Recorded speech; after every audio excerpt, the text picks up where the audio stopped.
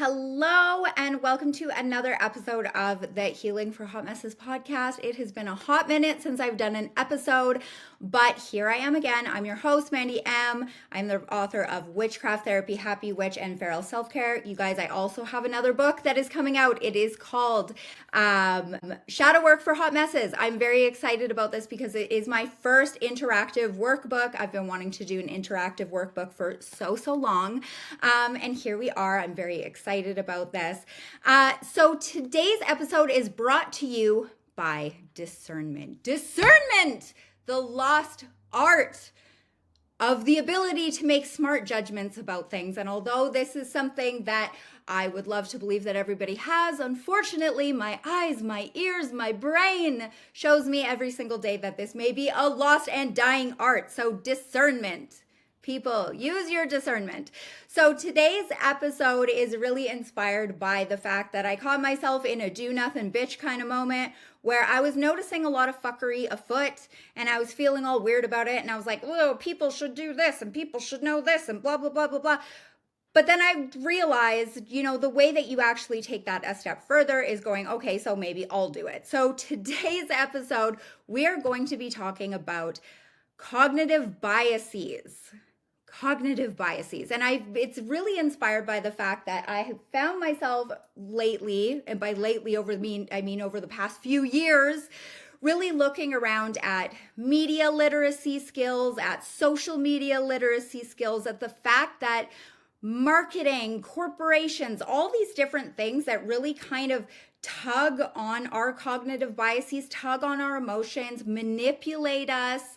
All this shit is going on, and I really wonder if people kind of have an awareness or a knowledge of the kind of cognitive biases that come into play that allow our emotions, our intellect, our cognition to get hijacked in these ways that make us really susceptible to things like marketing, really susceptible to things like, manipulation and all of that. So I figured that today I would just kind of speak on that a little bit. So for a little bit of context and backstory, I have a degree in psychology. When I was in school, I was genuinely shocked in social psychology classes, in group dynamics classes, etc., particularly also with child development classes. And I thought, why is this information about the weird, crazy, fucky shit, flawed shit that our brains do? Why is this not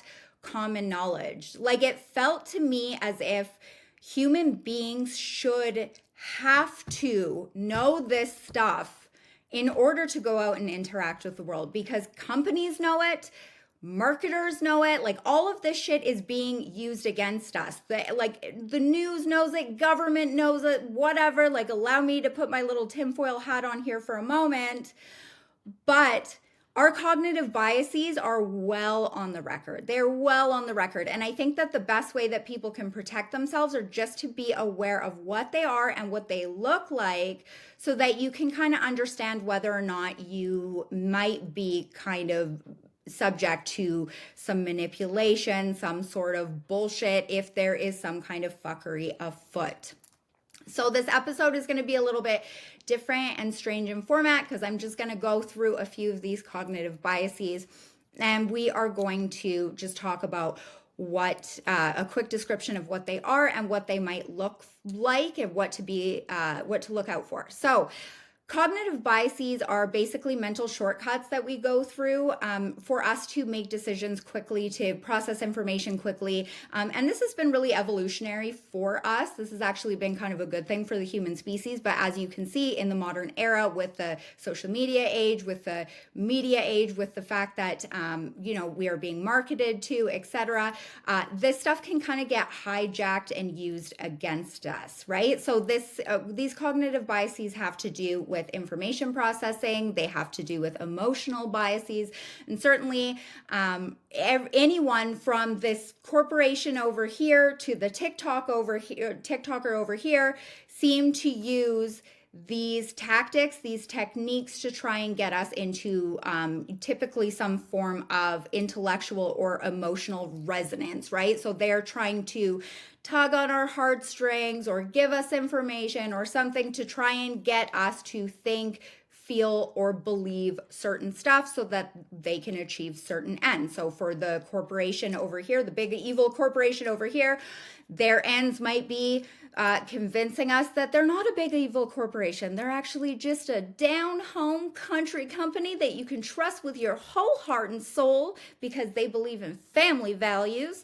And the TikToker over here might be using that same stuff to, say, go viral. Hope that makes sense. So basically, these cognitive biases, just be aware of them. I mean, our brains are going to do what they're going to do. Brains are inherently flawed. Brains are also very incredible processing machines. It's a beautiful, wonderful piece of equipment we have, rattling around in our skulls, but it really is important to know the limitations so that we can kind of understand when something does not pass the vibe check when it comes to being emotionally manipulated, when it becomes to being intellectually manipulated. So it's really important to just know these things. So the number one cognitive bias that I wanted to talk about, these aren't going to be in any specific order, just what I feel like talking about. So the number one that I'm starting with, not in terms of value judgment, is confirmation bias. So this is when people typically tend to favor information that already confirms the shit they already believe, right? So this can really factor in with even just magic or mindset changes, because if you have a specific viewpoint on the world, a specific outlook on the world, a specific view of how things are, your brain is going to seek out information that proves that to be true. This is really important to know for anything from shadow work to consuming, the news or the media, right? So confirmation bias is the tendency to kind of favor information that confirms your own pre-existing beliefs. So it's important to know this because we can kind of go through life collecting this information, collecting this evidence, and being like, well, that just proves exactly what I thought. Meanwhile, somebody with a conflicting viewpoint over there might be doing the exact same thing and getting the exact same amount of evidence. It's important to know this because all of our brains are flawed and we are all at the mercy of cognitive biases. It doesn't mean anyone's bad. It doesn't mean anyone's wrong. It doesn't mean anything like that. It's just knowledge, and knowledge is power. And so another one that is really important to be aware of is groupthink. So groupthink, I feel like over the past few years, it kind of became like a little bit, seemed like a conspiracy whistle type dog whistle to talk about this conspiracy theory dog whistle. What was that? Yeah. Whatever, we're going to go with it. To talk about this felt like a little bit dangerous because it seemed like if you talked about this sort of thing, people would assume XYZ other thing about you. It would be like this runaway train. But really, this is an actual psychological phenomenon and a cognitive bias that we should be aware of, which is groupthink, which is that we are socially driven creatures, right? So for us, maintaining harmony in a group and kind of maintaining this state of, everyone's getting along, we're trying not to rock the boat, we're trying not to ruffle too many feathers, can really lead to us engaging in acts of groupthink, which is where we kind of will tend to deviate to think what other people are thinking in the group, even if we don't necessarily agree with it, even if there's some part of us that's throwing up alarm bells, we might kind of get to this place where we're just looking for consensus and harmony over everything. And the reason for that is it's been really actually very psychologically advantageous for us to engage in that kind of behavior. It helps us to belong in the group. And typically throughout human history, if you belonged in the group, your chances of survival were a lot better. So this happens a lot. This can happen when we will agree with things that we think are popular just because we assume that they're popular, or we assume that somebody who has really good social status would believe. This is kind of like when people tend to agree with the strongest member of their family, or they will just agree with the loudest person in their organization. So that is something that's important to know, which is group think. The next cognitive bias that we're going to talk about is the false consensus effect. The false consensus effect is the tendency that people have to kind of assume that more people agree with them than actually do. So a lot of times people will tend to go out and believe that other people have the same beliefs as them, the same values as them, which is really important because we all have different values, and unfortunately that can cause a lot of disharmony between people, between groups. But they'll believe that other people will have the same beliefs, same values, same attitudes, etc.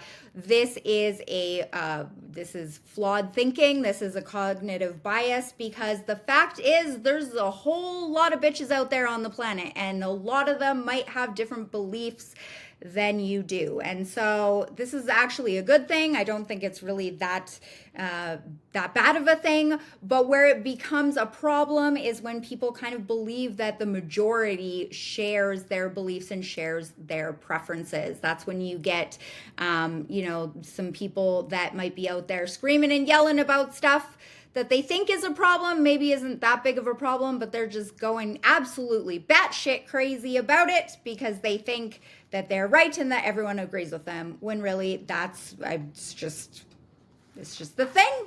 It's just their belief. Everyone's got one. Beliefs are like assholes. Everyone has one. Some are better than others. Okay.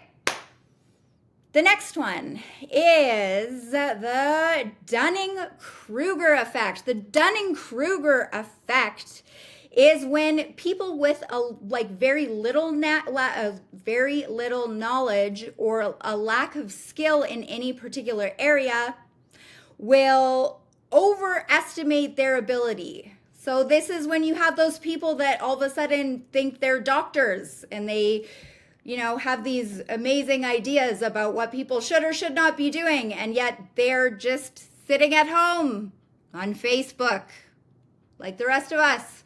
Or you will get those people that, people like me, I could do a better job than the government. Fuck those guys. I could do a better job. You do not want me to be your government. I will tell you that. That is the Dunning-Kruger effect. That is me overestimating my ability to do a better job when I know I would do a terrible job. Okay.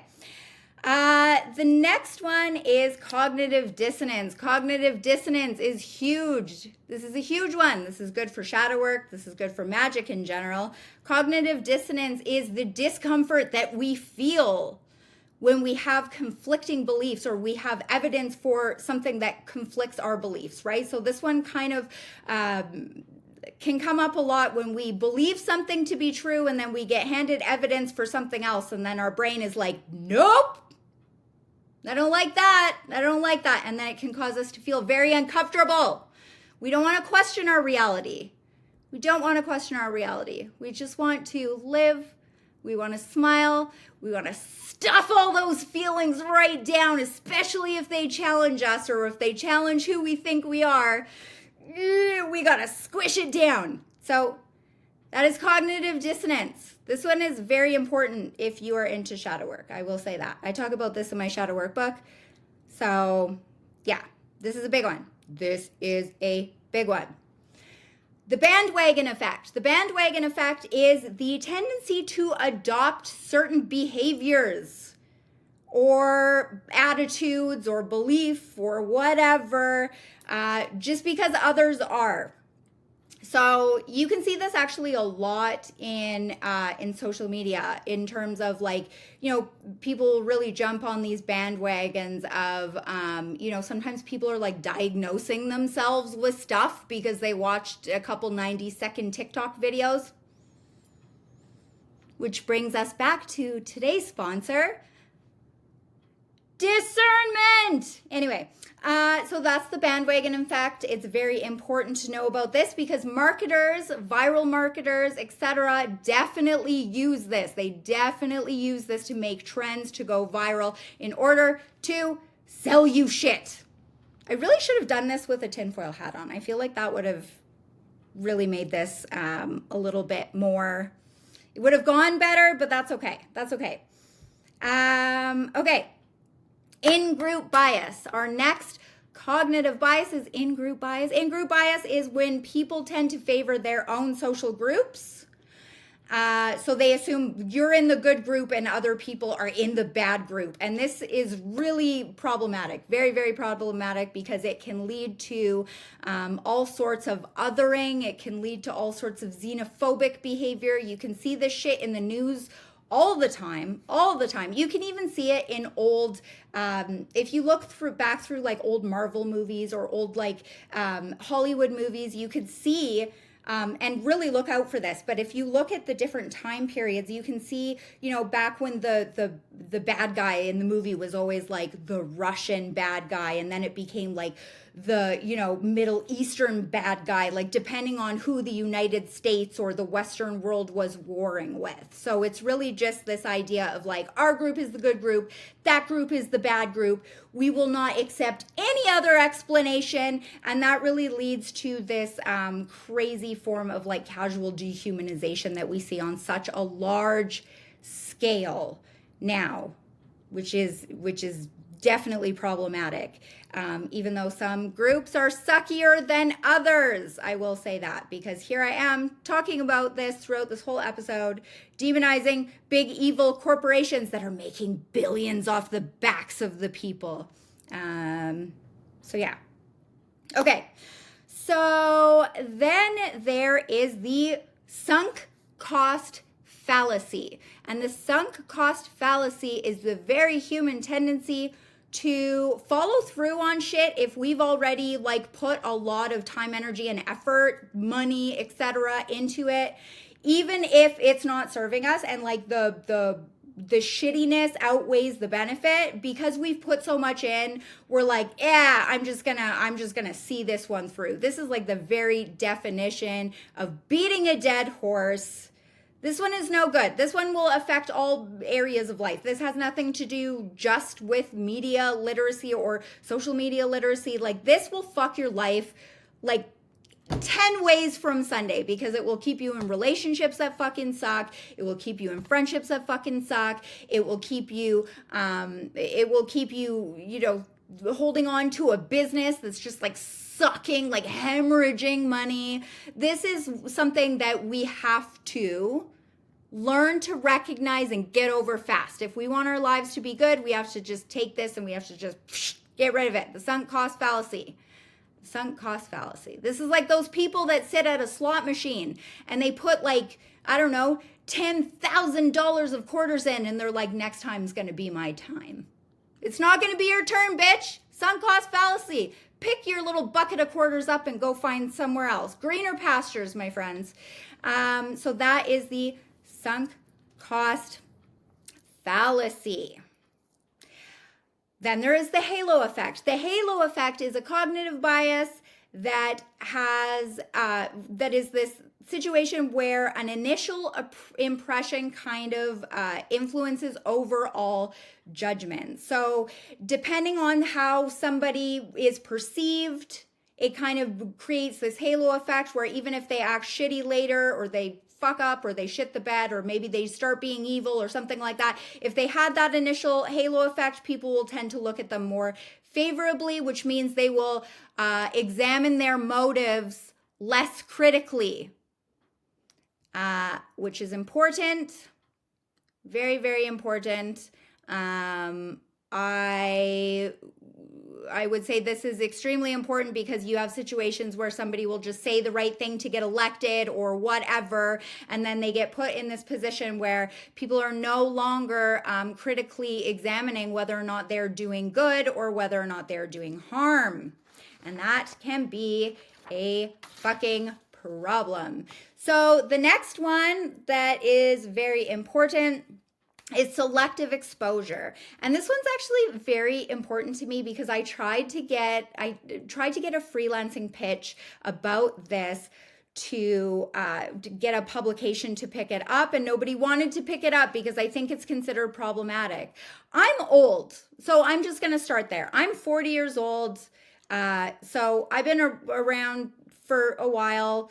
And so back when I was young, there was this idea that you had to kind of seek out information that was different than your beliefs in order to have like a critically informed opinion or to know what the other guy was thinking. Like there's always value in knowing what the other guy is thinking, right? Like you want to know, you want to have like an informed perspective to kind of avoid those traps of like groupthink, right? Nowadays, that is actually almost actively demonized. Like you should never listen to the opposing side because then you're giving them a seat at the table. You're not giving them a seat at the table. It's really important to keep open and keep other perspectives in your field, if only just to really solidify the fact that your values are your values and you don't fuck with that information. And so this is one that is very important because this is what can kind of lead into that echo chamber effect, right? Where it can work with these other cognitive biases where you think that, you know, your opinion is right or your viewpoint is right or your attitude about the world or a specific, you know, group of people is all right. And that anything else that counters that, you are like simply not allowed to look at that other information. That's where you get that echo chamber effect. And that is a fucking problem. That is a huge problem. Should always check in and just see what other people are saying. It's not that bad, I promise you. There's a lot of people now that really demonize this. They think that's a really weird or bad thing to do. I think that there is value in it. You always have to remain open-minded. Always remain open-minded. That's going to keep you informed and it's going to keep you safe. It doesn't mean you have to change your opinion. It doesn't mean like, you know, you're like, oh, I'm going to accidentally fall into their shitty ideology and belief system. No, that's not going to happen. Just be open. Just be open to learning new things. Next one is the negativity bias. The negativity bias is actually really important just beyond this whole conversation, but for life in general. This is basically when, say you go into a room and there's a group full of people there. One person there says, hey, you look hot today. I think you're a really cool person. You're like, fuck yeah, thanks. Another person comes in and they say, hey, you're an absolute thunder cunt and I don't like you. The negativity bias is when you leave that situation, the negative information is going to have you in a chokehold. It doesn't matter what that first person said to you because the negativity bias means that our brains, flawed, you know, pieces of meat that they are, they're going to hold that. It's going to give it differential weight. So differential weight means like this will weigh like 2 ounces and this will weigh 500 pounds and it will eat you alive when you try and go to sleep at night. You just won't be able to take it. Oh my God, that person called me a thunder cunt. Maybe I am a thunder cunt. Maybe they're right about me. So this is important to know. It's important to know that your brain will give differential weight to negative and not negative information, particularly when it comes to social media literacy. You guys, if I see one more article or listicle or video that's like XYZ red flags or blah, blah, blah, I think if we took all critical content off the internet, there'd be nothing fucking left.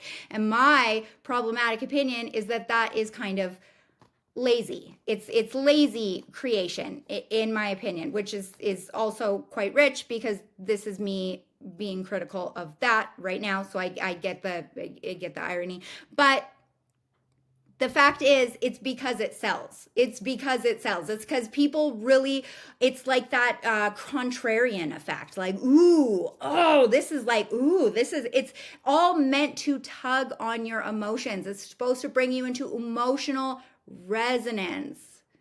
So all of this stuff isn't like inherently bad. It's not like everyone's out there like trying to like manipulate each other, but this is how our brains work. And this is why this stuff is important. And this is why it's important to know. Now there's a fuck ton of other cognitive biases. These are just a few of them. I might go through and do more at another time. Right now, I just am a little off on a tangent. I'm not great at doing this podcasting and speaking in a logical or linear manner. So this is kind of just a rant. A rant. But if you're listening to my podcast, you're probably here for it because you probably know that this is how I communicate. But we truly need to be aware of this stuff. Because I believe that we need to have a new paradigm that comes in. We need to have a new paradigm that comes in where we critically examine information. We don't just get swept up in whatever bullshit some shady fucker corporation is trying to sell us. We don't just fall in line with dehumanizing our fellow human beings just because it's something that, maybe the government or maybe the, whoever's making the movies is telling us to do. No, we have to actually really critically have this knowledge that our brains are flawed and it's okay. We live in this culture. Okay, so one of my other episodes was the myth of having your shit together. We live in a culture that values this idea that you have to be perfect. You have to get it right every step of the way. And then certainly with social media, this has become amplified because you say one wrong thing, then people are going to be digging it up for 20 fucking years. But I think we need to bring back being wrong. We need to bring back having an open mind. We need to bring, look, this is meat up here. I don't know what the fuck is powering it. They don't know how life started. Oh, I don't know. Maybe there was lightning that went into a thing like a pool full of a meat. Get the fuck out of here. We don't know what the fuck is going on. We don't know what the fuck is going on, right? So our brains are flawed. Let's all just start that. We all have the same equipment. We all have the same brains. It's just a hunk of meat that's firing off like Yosemite Sam. And yet we have to try and navigate life with it. And it's okay. It's okay to know that it's flawed. It's kind of like having that, have you ever had a car that you're like, oh, I gotta kick it and recite the Lord's Prayer to get it, the window shield wipers to turn. It's like that. It's okay. It can be lovable. It can be adorable. You're adorable, brain. You fucking moron. You're cute and I love it. And I appreciate everything that you do for me, but knowledge is power, and so I'm going to try and empower myself to know this stuff. Does that mean you're always going to be, are you always going to be bulletproofed from being from this kind of manipulation? Are you going to be bulletproof from, devolving into these lines of thinking? No, you're not, because it's just flaws that we all have. It's part of being human, It's like taking a shit or catching a cold, right? It's just part of it, It doesn't all have to be pretty. Anyway, that was today's episode. Woo! And I hope that you all have a great day. And be sure to follow this podcast. Be sure to rate it. If it's a 5-star rating, if it's under 5-star rating, maybe you could just forget about that. Maybe just don't rate it. Maybe you just keep your whore mouth shut. And make sure to share it. Make sure to do all the other stuff that people do. And of course, this is the part where I do a bit of a sales pitch. So my confidence and authenticity program, Delusionally Sexy, is starting in April. You're going to want to sign up for it, guys, if you want to actually cut past the bullshit, start doing that kind of deep subconscious work to become a more authentically free, confident version of yourself. Actually, a lot of the shit we talked about today kind of factors in because a lot of our maladaptive beliefs when it comes to confidence or our fears of stepping into our authentic nature come from a space of programming. Subtle and not so subtle programming. And at any given point when we are adults, we get to let that shit go and move on. So if you want to join that, I'll put the link. I still don't really know how to do the podcast thing. So there's probably a spot for links, but I trust that you'll be able to figure it out with that beautiful electric meat machine in your skull. Okay. I love you. Bye.